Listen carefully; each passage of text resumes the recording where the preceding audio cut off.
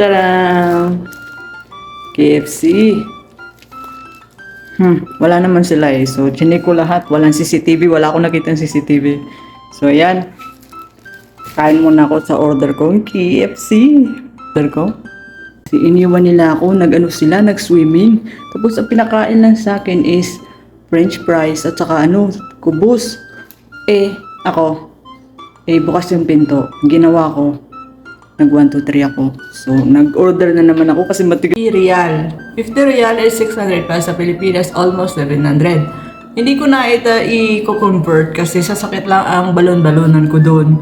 Ang importante is nabusog ako and ako yung kumain. Diba? Hindi ko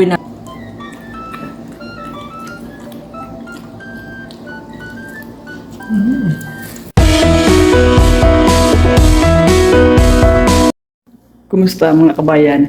For today's video ay nagnakaw ako ng order. Iniwan nila ako, sila, nag-swimming.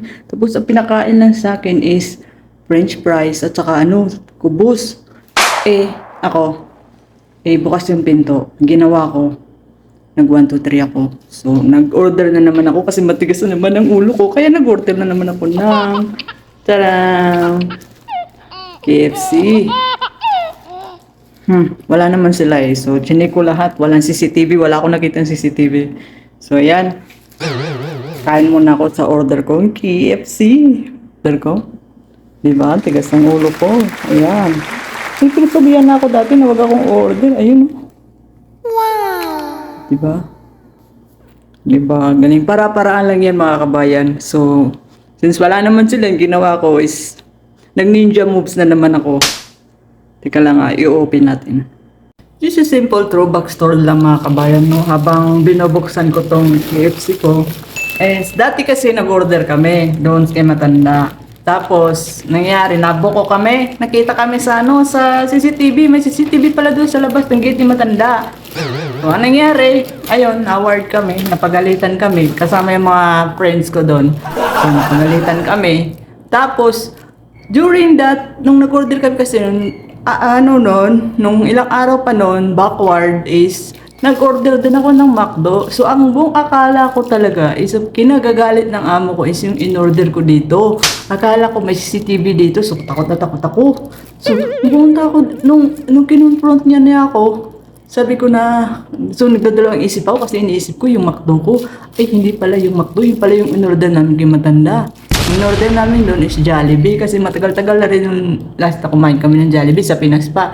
So may nakita kami, so nag-order kami noon. Tapos nag-order pa kami ng kung ano-ano. Yung bunso ni Matanda. Nakita din kami na pakalat-kalat doon sa malapit sa may gate. Nabuko kami. So ayun, napagalitan kami. So simula naglaylo muna ako ng order kasi kinakabahan ako. Kasi baka mamaya, di ba, mabuko ako, dilagot na.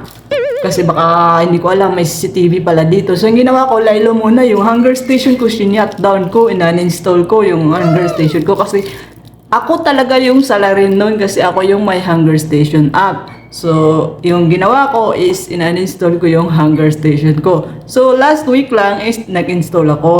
Kasi gusto ko mag-order ng Indomie o kung ano-ano pa kung sakasakali mananandun kami or iwan kami doon pag magbakasyon. So, ngayon, naisip ko na iniwan nila ako na mag-ninja move. So, itatry ko ulit itong mga ganitong galawan ba. Kinakabahan ako. Sana nga lang hindi ako magpupuano. Kasi wala naman talaga CCTV. Parang chinik ko, wala. Mag-order ako, nagugutom ako eh. Ito na yung order ng KFC. Ano to? Ito. Meron silang salad. Fairness naman to salad ng KFC. My goodness. So, ano to?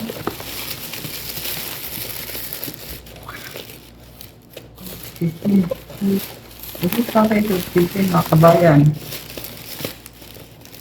Yan.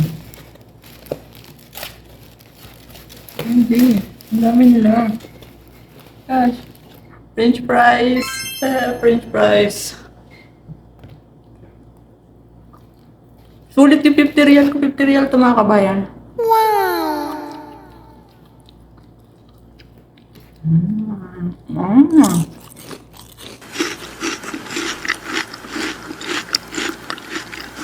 Meron silang Ubos. And ito na yung order ko. Chicken from KFC. Diba? Tingnan natin hindi tayo lumipad dito papunta sa Pinas.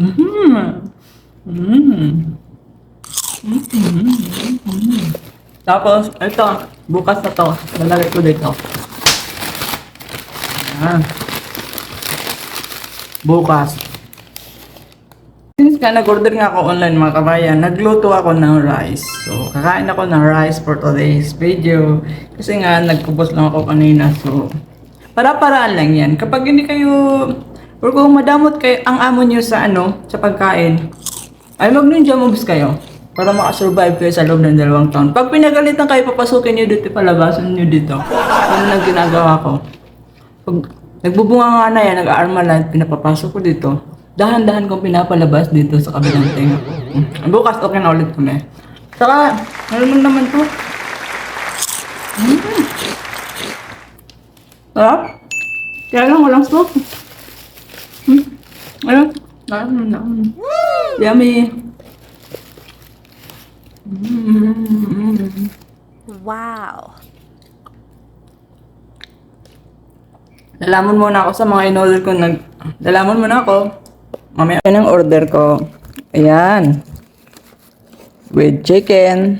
4 pieces of chicken sa halagang 40 real. Then ayun. Rice. Sa latan niya. Tapos, may 7-up. Diba? Hindi ko na iaano sa Pinas. Baka sumakit lang ang ulo ko sa nun. Hindi ko na i-convert kung magkano yun sa Pinas yung 50 real ko na ginastos ko dito sa pagkain ko. Kasi, masasaktan lang ako. Importante na busog ako, di ba?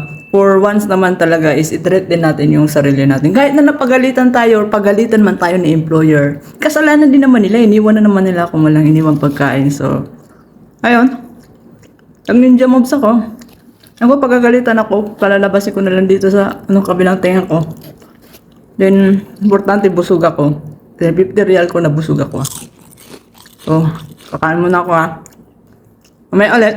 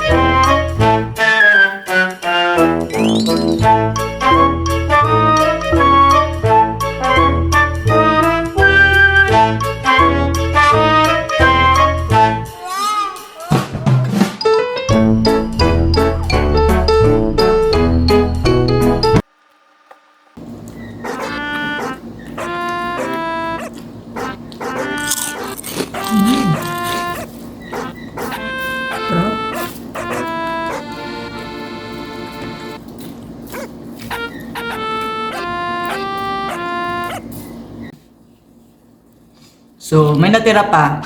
So, ang natira, bukas na yun for breakfast. Kasi nga, mauna naman ako magising, hindi rin nila ako mapapansin na umorder ako. So, yan na mga kabayan. Kapag alam mo madamot yung amo mo, or kapag alam mo na naiiwan ka sa bahay, tapos natunugan mo na matagal sila umuwi, at alam mo yung address niyo, para makasurvive ka, kailangan mo rin maglabas ng sarili mong pera.